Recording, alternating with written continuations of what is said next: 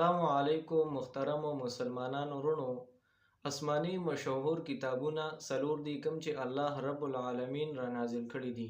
د دین علاوه الله تعالی بعضی صحیفې هم را نازل کړي وي په انبیاء علیهم السلام باندې، خو موږ صرف د دې کتابونو نمونه او دا چې په کوم انبیاء علیهم السلام باندې را نازل شوي د هغوی نمونه.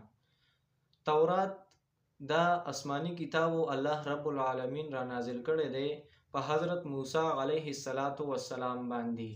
انجیل دا آسمانی کتابو دا الله رب العالمین را نازل کړی دی په حضرت عیسی علیه السلام باندې.